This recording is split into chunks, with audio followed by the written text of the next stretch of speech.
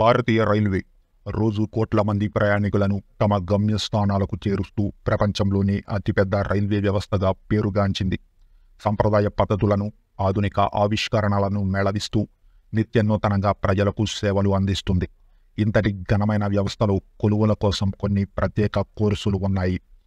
మన దేశంలో రైల్వే వ్యవస్థ ఒక ప్రధాన సాధనం.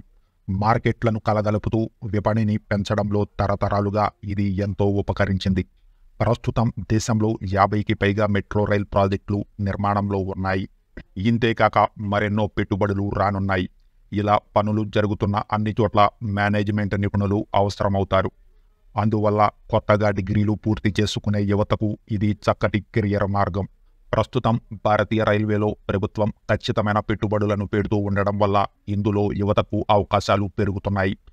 ప్రతి బడ్జెట్లోనూ రైల్వే ఆధునీకరణ, ట్రాక్ల పునరుద్ధరీకరణ, హైస్పీడ్ రైల్ నెట్వర్క్ ఏర్పాటు వంటి వాటిపై దృష్టి పెడుతున్నారు. ప్రపంచవ్యాప్తంగా కూడా రైల్వే విస్తరణ పనులు త్వరితగతిన జరుగుతున్నాయి. భారత్లో మెట్రో రైల్, గతిశక్తి, ఫ్రైట్ కారిడార్ ప్రాజెక్టులు, Vande Bharat, multi modal transport ప్రాజెక్టుల్లో నిపుణుల అవసరం ఉంటుంది. ఇందులో అవసరమయ్యే నిపుణులు ప్రధానంగా 2 భాగాల్లో పనిచేస్తారు. ఒకటి రైల్వే ఇంజనీరింగ్ కాగా మరొకటి రైల్వే మేనేజ్మెంట్. రైల్వే ఇంజనీరింగ్ అనేది ఇంజనీరింగ్ చదువులోనే ఒక బ్రాంచ్. ఇందులో అన్ని విధాలైన రైల్వే రవాణా వ్యవస్థల డిజైన్, కన్స్ట్రక్షన్, ఆపరేషన్ల గురించి నేర్పిస్తారు. ఈ కోర్సుల్లో ఇతర సివిల్, ఎలక్ట్రికల్, కంప్యూటర్ ఇంజనీరింగ్ విభాగాల గురించి కొంత సిలబస్ను విద్యార్థులు చదువుకుంటారు. ఇందుకోసం విద్యార్థులు ఆన్లైన్ లేదా ఆఫ్లైన్ విధానం ఎంచుకోవచ్చు. ఇంటర్ తరువాత గ్రాడ్యుయేట్ స్థాయిలో ఈ కోర్సును అభ్యసించి తరువాత పీజీ స్థాయిలో మరికొన్ని సర్టిఫికేషన్లు పొందవచ్చు.